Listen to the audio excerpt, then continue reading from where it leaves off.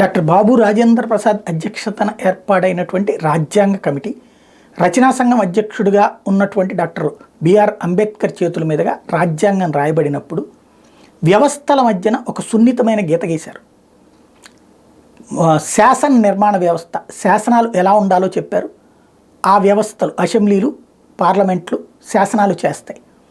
ఆ శాసనాల అమలు చేసేటటువంటి డ్యూటీ కార్యనిర్వాహక శాఖ చెప్పారు. అదే ఐఏఎస్, ఐపీఎస్, ఐఆర్ఎస్, ఐఎఫ్ఎస్ ఇట్లాంటి వ్యవస్థలు. వీళ్ళు ఆ చట్టాన్ని సక్రమంగా అమలు చేయకపోతే చర్యలు తీసుకునే అధికారం న్యాయస్థానాలకు ఇవ్వబడింది. అదే న్యాయ వ్యవస్థ. ఒకవేళ రాజ్యాంగ విరుద్ధంగా ఈ చట్టాలు ఉంటే ఇన్వాల్వ్ అవ్వాల్సింది న్యాయ వ్యవస్థ. కానీ న్యాయ వ్యవస్థ తన పరిధి దాటిపోతుంది. క్రమంగా కార్యనిర్వాహక వ్యవస్థ తన చెప్పు చేతలో ఉండాలనుకుంటోంది.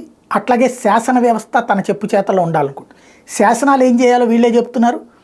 అలాగే కార్యనిర్వాహక వ్యవస్థ పనితీరు ఎట్లా ఉండాలో కూడా వీళ్ళే జడ్జిమెంట్లు ఇచ్చేస్తున్నారు. వీటి పర్యవసానం ఇప్పుడు చివరికి విచిత్రమైన తీర్పు. కేరళ ప్రభుత్వం ఏళ్ల తరబడి ఉచితాలు పేర్లతో డబ్బులు పనిచేసింది. వాళ్ళ దగ్గర డబ్బులు లేవు, ఆర్థిక సంక్షోభంలో పడిపోయారు, జీతాలు చెల్లించలేని పరిస్థితి వచ్చింది. ఇప్పుడు సుప్రీంకోర్టు ఏముంటుంది, ఓ బెయిలౌట్ ప్యాకేజ్ టైప్లో డబ్బులు ఇచ్చేసేయండి అంటుంది. ముందుగా ఏం చేయాలి, ప్రజాప్రయోజన వ్యాజ్యంగా వీళ్ళే తీసుకుని సుమోటోగా అసలు అట్టెట్టిస్తామని అడగాలిగా. అలా అడగలేదే. ఇప్పుడు అంతా అయిపోయాక అది ఆర్థిక వ్యవస్థ కొప్పుకూలిపోయింది కాబట్టి నువ్వు డబ్బులు లంసంగా అని చెప్తున్నది. మరి అప్పుడు రేపొద్దున అన్ని రాష్ట్రాలు కూడా అట్లాగే అడుగుతాయిగా. అన్ని రాష్ట్రాలకు ప్యాకేజీలు ఇప్పిస్తారా? డబ్బులు ఎక్కడి నుంచి పట్టుకురావాలా? న్యాయ వ్యవస్థ ఇన్వాల్వ్మెంట్లో ఇది ఒక విచిత్రమైన పరిణామం.